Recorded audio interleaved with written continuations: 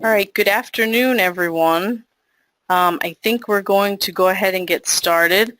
And then I'm going to go ahead and introduce our presenters today. First up is Dr. David Halla. He's with SIMULIA R&D Technology. He's been with HKS, Abacus, Dassault Systems since 1989. He's currently the R&D Technology Director for Durability and Fatigue. He started various development projects in Abacus Standard for cap plasticity, co-simulation with underwater shock code, linear perturbations, and he also managed development of physics modeling aspects of Abacus CAE for 9 years.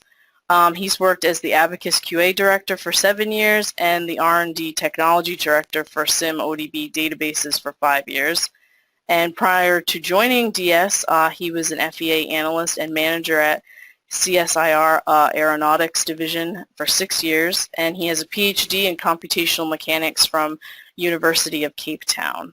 And I'm going to go ahead and introduce our second presenter, which is Eric Waybrant. He's with SIMULIA R&D Roles, and he's the Roles Director. He's product manager for the Abacus Analysis products.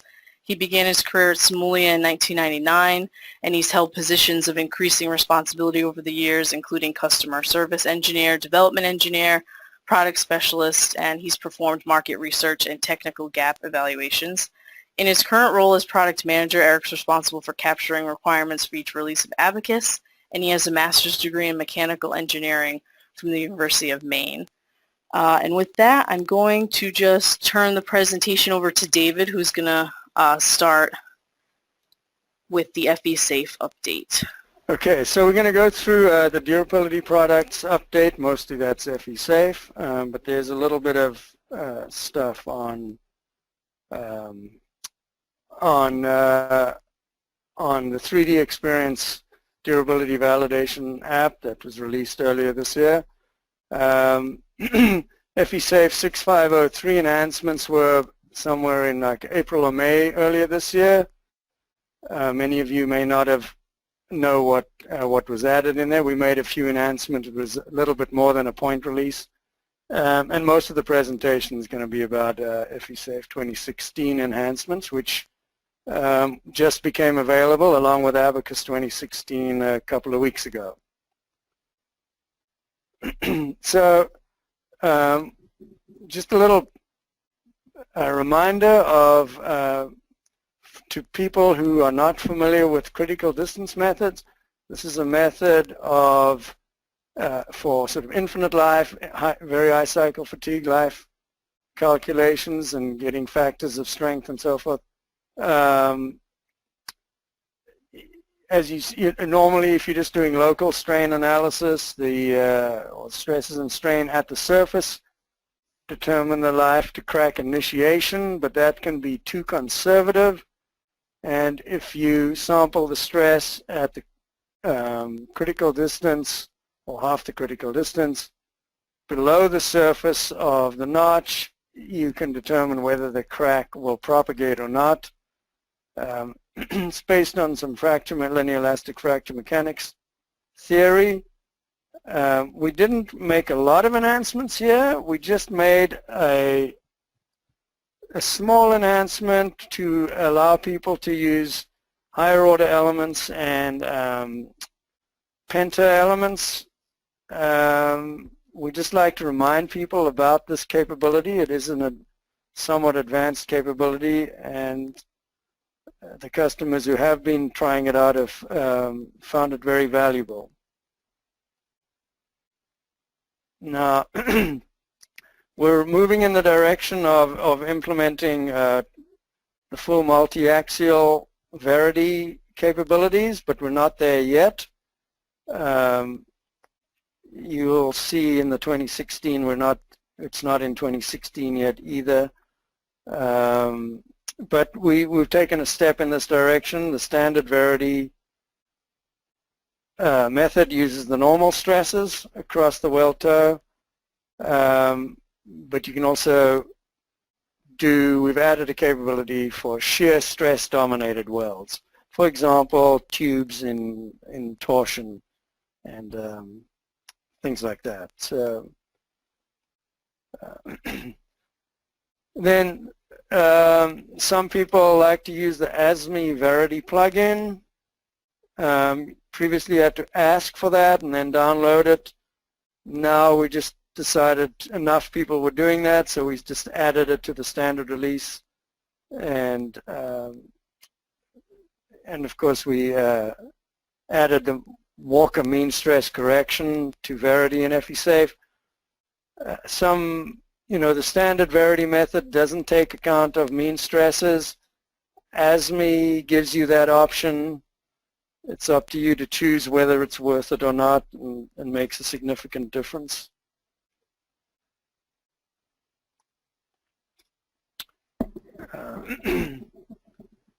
Another, most of this slide is a bit of a reminder on what all we can do with Verity in FESafe.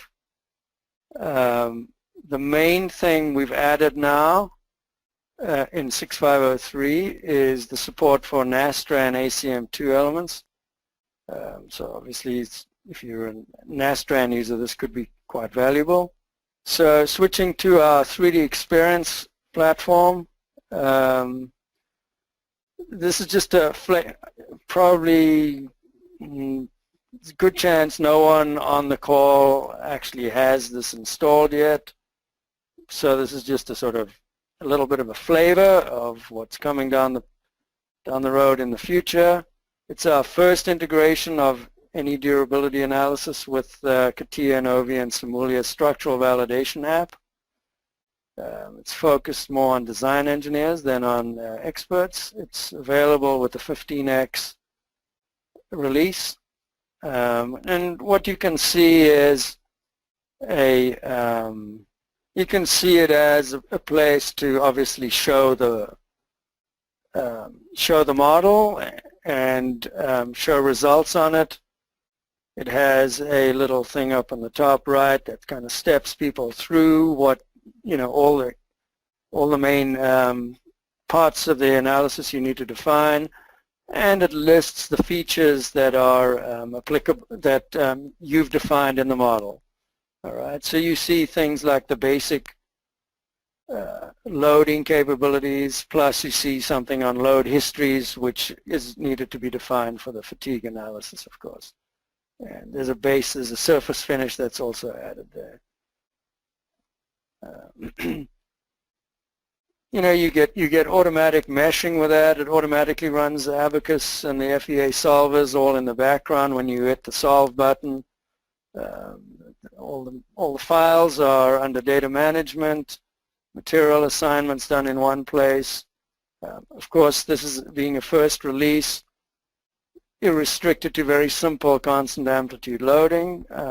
So, the main thing here is to I think most of the people on this call is to see what may be possible in the future. Eric Webrun's going to probably talk a bit more about this, but the main thing here is that you can see with the old releases, nothing was really aligned. And the numbering was confusing, and with the 2016 releases we've lined them all up, so you don't have to know what goes with what anymore. It's sort of obvious what goes with what.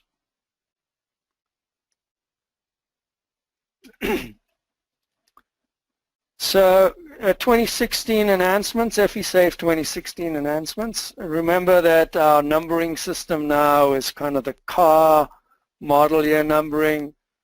So FESafe 2016 is delivered at the end of the year 2015, right? And that's how it'll keep going in the future.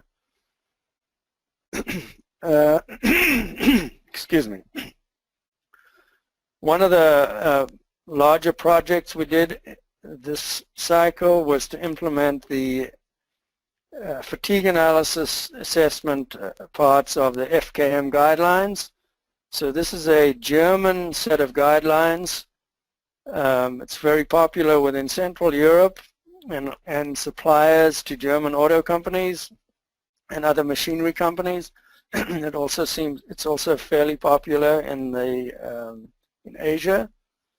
So our implementations based on the 6th edition. The FKM guidelines have both strength assessment as well as fatigue assessment. We're only covering the fatigue assessment within FE-Safe. We're only doing the local stress assessment, i.e. the Chapter 4 stuff. For variable amplitude loading, we've adopted the elementary minors rule. There's several damage accumulation rules for variable amplitudes. We've initially only implemented the elementary minors rule. There's a mean stress correction involved. To do non-proportional loading, you would use multiple loading blocks in FE-Safe.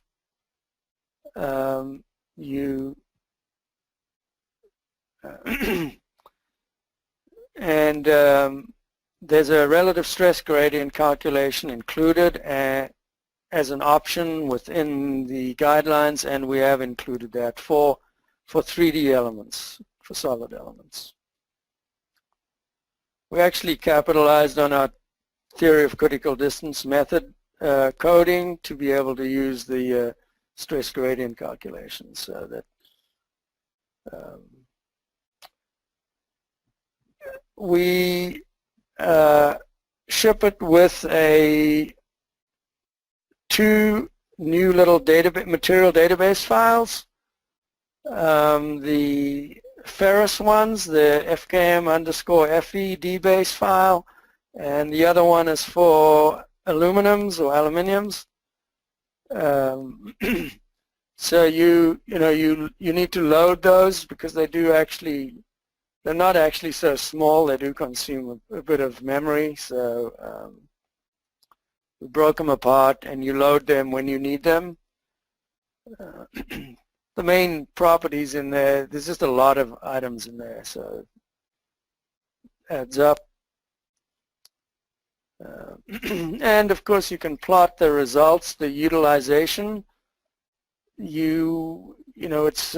are sort of infinite life kind of methods, and you don't get a number of repeats, of course. You get a utilization which you want to keep below 1, and we will contour that. It's written as exported as a contour to whatever FEA codes. If you're using Abacus, we'll write it to ODB. If you're using Nastran, we'll write it to OP2. If you're using Ansys, we'll write it to RST file. So moving on to other algorithms, we added a new Manson-McKnight octahedral fatigue algorithm. This is mainly for aero engine components. It's a finite life stress-based method. It has a critical plane aspect to it, but what it does is it compares all the peaks and valleys and cross correlates them to check for what the biggest one is, and then it uses that to determine a plane that it deems the critical plane, and then it does all the cycle counting and so forth from then on. We've we have some capabilities for infinite life assessment added here. We added them only as a plugin, the Findley combined shear and normal stress method. It uses SN curves with critical plane searching. We encourage people to try this out and give us feedback on it. And the more popular it is, the more likely we are to integrate it directly into FE-Safe in a future release.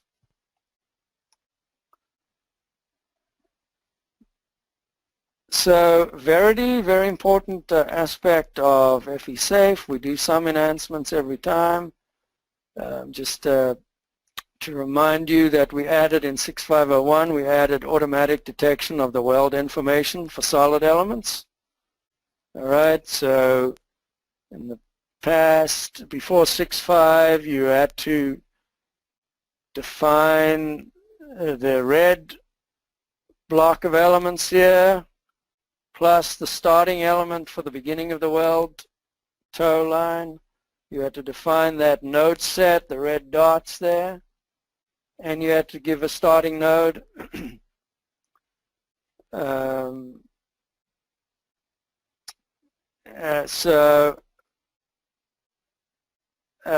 That is fairly painful to do that, so we added the ability for FESafe to where you define the blue elements, and then FESafe will calculate all of the weld toe information for all 4 toes, the one here, the one there, the one that side, and the one on the other side. Right.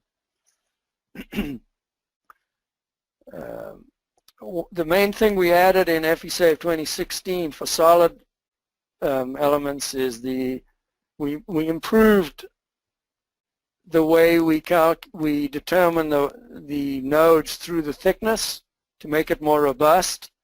In this model you see on the screen, it's obviously everything is beautifully lined up, but this is not exactly all that realistic for many models. Lots of things that have tubes welded together and you have all these curved shapes, and the mesh is not exactly perfect and perfectly in accordance with the ideal requirements that the Verity structural stress method assumes. But we've done, some clever things to search down a cone from each of the weld toe line nodes and make it more robust overall.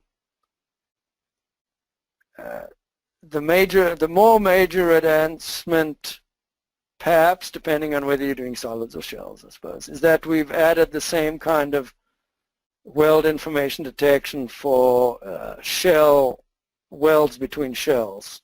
Okay.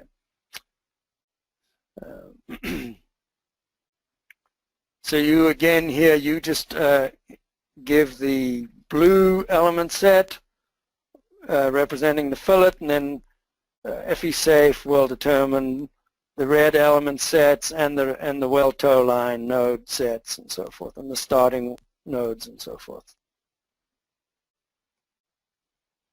All right, so for the Ansys users out there, we added a workbench integration. So you see how, your normal stuff, you have your geometry and other engineering data, and then I think they call these systems. You can have a steady state thermal analysis feeding into a static structural analysis, feeding into an FESafe system, all right? And obviously we're not exposing all of the GUI, FESafe GUI within the workbench integration. We're only exposing a subset. You can control the material from the workbench panel here. You can choose the scope, in other words, choose which named selections or bodies you want the fatigue analysis to be performed on. You can do some basic data set sequence loadings. You can enable factor of strength and define some surface finish things. I think this would apply to the whole model in this case. So you can do a variety of simpler fatigue analysis, staying within Ansys Workbench. And we write the results directly back to the Ansys storage, so you can just plot it directly. You don't have to, it doesn't get it doesn't get written to the RST file in this case. All right, it just shows up directly if you plot the contour in Workbench itself. So a little bit more responsive in that case. Okay. Hang on, let me back up a sec.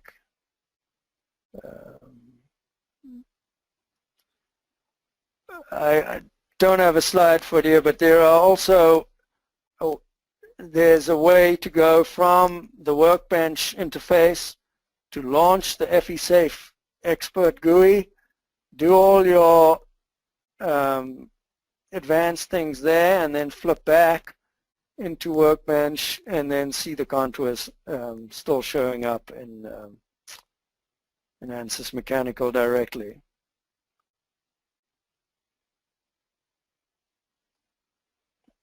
So we get a lot of feedback that the material, the big database, so-called big database, should be more integrated with FE-Safe. We have a long way to go to getting that truly integrated, but we did add a little, made a little bit of an extra step here where you can, at the top right here in the back, you can see the main FE-Safe GUI, and you can, in the front is the material database. There's the one that allows you to search through it in various ways, and you can launch that external the material database client from within FE-Safe GUI. It's just a little bit more convenient. It's not as convenient as I think many of you would be, but we're moving in the right direction. So for people doing frequency domain fatigue analysis, this can be quite handy. If you have the time history signals up on the top right here, in previous releases we could only calculate the PSDs for you. Now we can also calculate the cross spectral densities, and so you can include, which of course the cross spectral density stuff includes more of the phasing information between the different loading signals.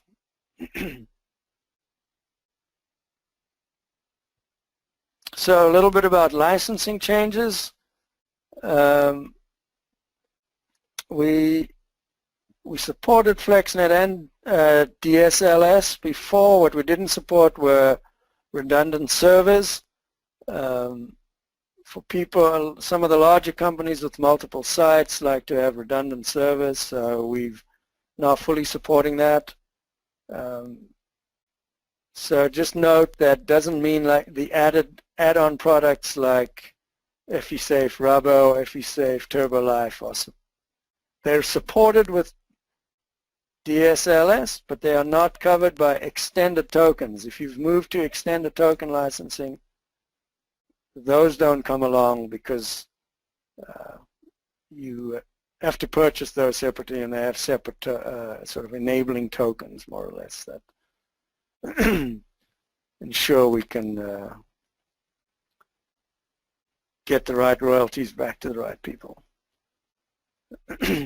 So in FE-Safe 2016, well, in the older 6.5 and if you ran FE-Safe with in a batch mode, all right, from the command line, then we were still consuming the GUI client token, all right. That was a little punitive to some people, and it didn't really make sense for the batch operation, so that's been fixed. This, came about. We have a large Power of the Portfolio initiative where we have our marketing people and technical sales people showing people how you can use our different products, Tasker, iSight, Abacus, FE-Safe all together, SimPack as well.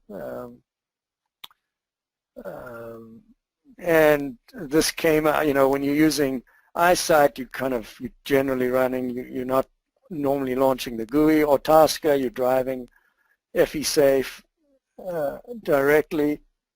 You're running it in batch mode multiple times, and we didn't really want to be chewing up people's GUI licenses, so in case other people wanted to be using those licenses. Just a note, a letter will be sent out to people that for those who are still on the old legacy Safe Technologies licensing scheme, that will be discontinued, not this release, not in FE-Safe 2016, but it will be discontinued in FE-Safe 2017. So you got a whole year to move to one of the other licensing options. A little bit more about support for the power of the portfolio. Just to check here, how am I doing on time? Am I about, I think we're right on track then. So, you know, the power of the portfolio obviously is, you know, the ability to use all our products together is definitely an added value for people. So we've had several initiatives working on that, and so one of the options was the ability to be able to collect. FESafe produces a whole lot of files as you're building up the specification for the fatigue analysis, and you include load history files and things like that. And if you and we consider that whole bundle of files a project, and what we added in FESafe 2016 was the ability to bundle all of those files into a single compressed file. This makes it easier for you to move the project around onto another machine. For example, if you want to then run it in batch mode on a remote machine or a cluster. You get some options to choose what files you want to export. You don't always have to export all the files. Could be useful for archival purposes as well. And we developed, our training department developed a course on how to do batch processing with FESafe. If you want more information for that, contact the services people. And one of the good things about doing that is that we did find quite a few bugs, and we improved the robustness and the reliability of our batch processing, and made a couple of small enhancements. So just extensions to FEA support. Obviously, FESafe 2016 supports Abacus 2016 ODBs, and we added support for Ansys 16 RST files. Plugins were enhanced a little to be able to request non-standard variables in the Ansys RST reader. Ansys 17 comes out fairly early next year. We obviously can't support that before they've released it, but fairly soon after they've released that, we will be in one of the maintenance, or what in the future is called functional delivery releases of FESafe 2016. We'll add support for that. And then there's about another dozen or so enhancements we made. Maybe there's something here you see. I'm not going to go through this list in detail. You know, a few usability things here and there, a couple of robustness fixes. There's academic and teaching licenses supported. So I'll just leave that for a few more seconds in case you spot something of interest that you want to ask a question about. Okay. We had, amazingly enough, somebody ran into the 4,096 limit on the number of loading blocks. And we lifted that too. So, so that's it.